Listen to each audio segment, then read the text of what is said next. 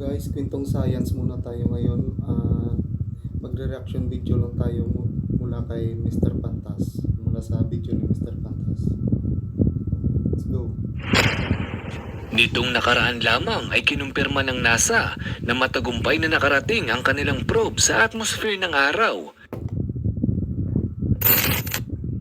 Hindi natunaw at buong buo na nakarating sa pinakamainit na lugar na posibleng maabot ng gawa ng tao. Ito ang tinatawag na Parker Solar Probe. Ito ang kauna-unahang probe sa ating kasaysayan na nakarating sa ating araw. Napakatibay naman yata. Bakit hindi ito natutunaw? Ano-ano na ang mga nadiskubre ng probe na ito sa kasalukuyan? At ano ang importansya ng pagbisita nito sa haring araw? Kauna-unahang probe na nakarating sa araw, yan ang ating aalamin. At dito kay Mr. Pantas guys, marami tayong matutunan dito. Marami kayong matutunan dito about sa mga science, sa mga planeta, sa mga dagat, mga ganon.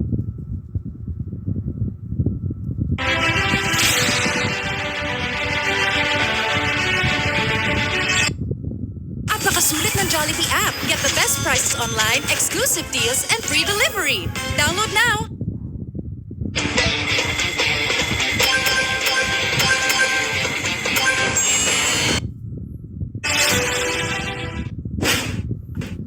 Mabalik tayo.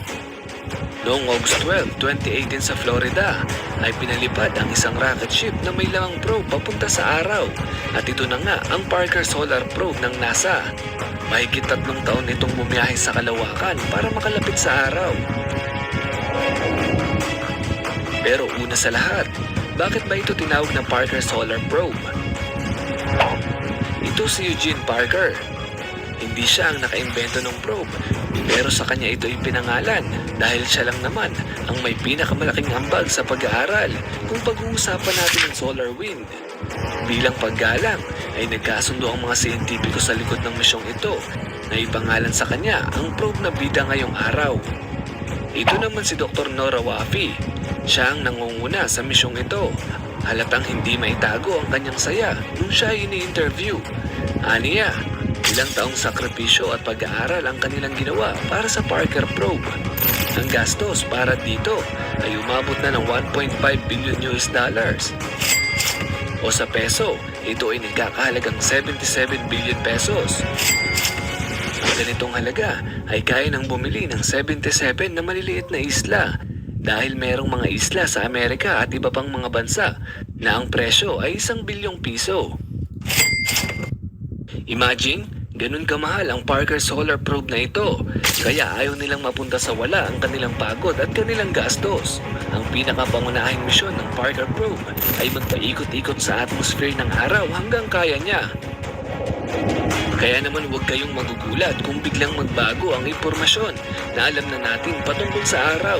Dahil sabi ng mga siyentipiko na ito na raw ang pinaka-advanced na probe na dinisenyo para pag-aralan ang nag-iisang hari at sentro ng ating solar system. Paano ba nila naimbento ang probe na ito? Bakit hindi ito umiinit at natutunaw?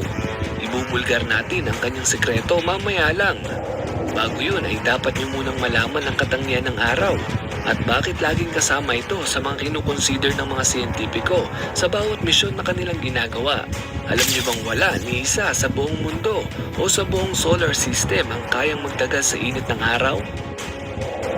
Lahat ay matutunaw kapag inilapit na sa araw. Kaya nga, kung ilalapit natin ang Earth sa ating araw, ay siguradong matutunaw tayo. Maging ang napakalamig at napakatigas na Pluto, kapag inilapit mo rito ay talagang tunaw agad. Kahit pa ang pinakamatitibay na bato mula sa mga ligaw na asteroid ay wala ring palag dito. Ang ating araw ay hindi gaya ng Earth na mayroong solid surface. Hindi rin ito gaya ng mga gas giant na purong hangin lamang. Ito ay bolang apoy na gawa sa plasma o napakainit na liquid. Hindi mo pa man din nalalapitan ay tunaw ka na. Ang surface at atmosphere nito ay nakakaranas ng mayat-mayang pagbulwak na parang pagbulwak ng bulkan. Ang tawag dito ay corona. Nandito ngayon ang probe ng NASA. Nagpapaikot-ikot at kumakalap ng mga bagong impormasyon para maihatid sa atin. Ang ilang bahagi ng corona ay kumakawala sa kalawakan na siyang nagiging dahilan ng pagkakaroon ng solar wind. Ang solar wind ay hindi pwedeng baliwalain ng mga siyentipiko dahil isa ito sa mga banta para sa kanila at masasabi nating gastos para sa mga siyentipiko. Talagang delikado ito sa mga astronaut sa kalawakan kung hindi sila magsusuot ng mga pangontra dito.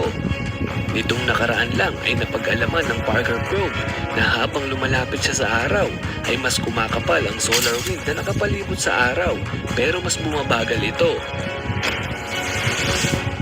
Sa kasalukuyan ay hindi pa rin 100% na malinaw sa mga siyentipiko kung papaano ba nabubuo ang mga solar wind na ito at kung papaano siya bumabiyahe ng napakabilis mula sa araw pakalat sa buong solar system. Ang bawat piraso ng solar wind na ito ay may dalang high concentrated radiation. Ibig sabihin, kahit nasa dulo ka pa ng Pluto, sa oras na magbilad ka ng rekta sa araw nang walang proteksyon ay sigurado may masamang dulot sa iyong kalusugan. Pero ano nga ba ang sekreto bakit hindi natutunaw o hindi nag-overheat ang Parker Probe? Mas enjoy ang snack time pag may snack kakulitan with Royal.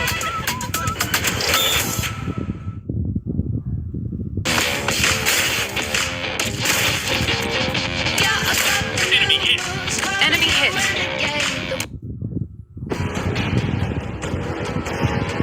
Mayroong apat na pangunahing dahilan. Una, dahil ito sa kanyang thermal carbon shield. Gawa ito sa materyales na tinatawag na carbon-carbon. Ang ganitong materyales ay kayang-kayang tunawin ng araw.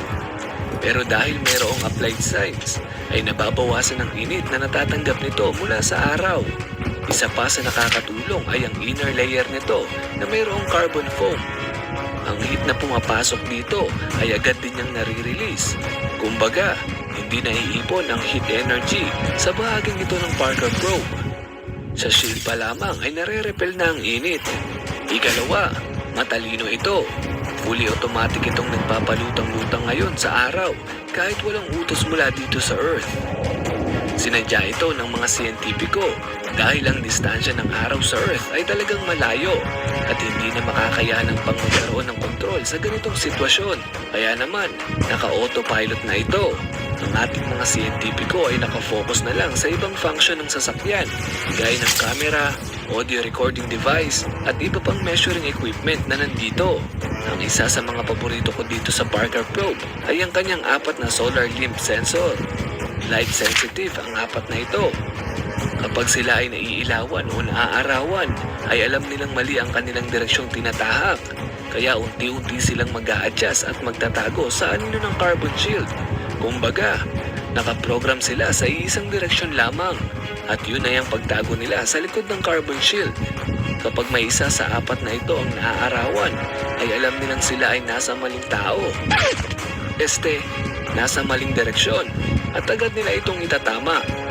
Ang ikatlong dahilan kung bakit hindi ito nag-overheat ay dahil sa kanyang advanced cooling system. May tubig sa halos buong katawan nito na parang dugo sa ating mga katawan na mayat-mayang umiikot. Ang mga tubig sa unang bahagi nito ang unang umiinit pero hindi ito nagtatagal dahil agad itong napupunta sa likod at pinapalamig ng radiator. Ika-4, temperature versus heat. Ano ba ang pinagkaiba ng dalawang ito? Ang temperatura ay sukat ng init, samantalang ang heat ay enerhiyang naipapasa mula sa isang bagay papunta sa isa pa. Kumbaga, sinisikap ng mga siyentipiko na maging magkaiba ang temperatura ng araw kumpara sa temperatura ng probe na ito. Nababypass ng Parker Probe ang init na nasa paligid. Kung babalikan natin ang turo sa atin sa school, ay may 3 pangunahing paraan para mai-transfer ang heat. Una, ang conduction through physical touch. Ikalawa, ang convection through steam. At ikatlo, ang radiation through light. Mababa lang ang porsyento ng conduction o physical touch para sa probe na ito dahil nare-repel lang ang physical heat mula sa araw. parang mainit na oven. Kapag nilagay mo ang kamay mo sa loob nang hindi dumidikit sa gilid nito ay hindi ka mapapaso. Lalo pa kung ang kamay mo ay may advanced cooling system din gaya ng Parker Probe. Sa katunayan, ang temperatura sa kasalukuyang lokasyon ng Parker Probe ay hindi bababa sa 1,377 degrees Celsius. Ang ganitong init ay kayang tunawin ang halos lahat ng bagay, kahit pa matitigas na uri ng bakal o bato. Pero nagagawa ng Parker Probe ng maayos ang kanyang misyon. Sa kasalukuyan naman, napakarami ng bagong pag-aaral at impormasyon patungkol sa araw, pero hindi pa ito nilalabas ng NASA. At kapag may bagong update ang NASA ay asahan yung agad ko kayong i-update sa mga bagong kaalamang gaya nito. Kaya i-click mo ang subscribe button kasama na rin ang bell icon para lagi kang updated sa mga ganitong trivia. Yun lamang po para sa video ito.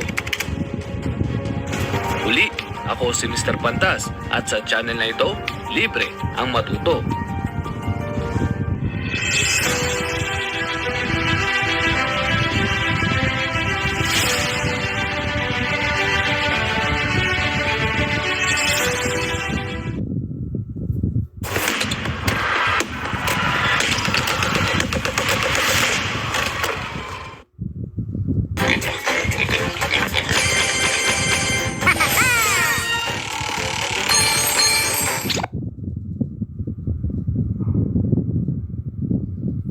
So, ayun guys, sa channel ni Mr. Pantas, libre ang matuto.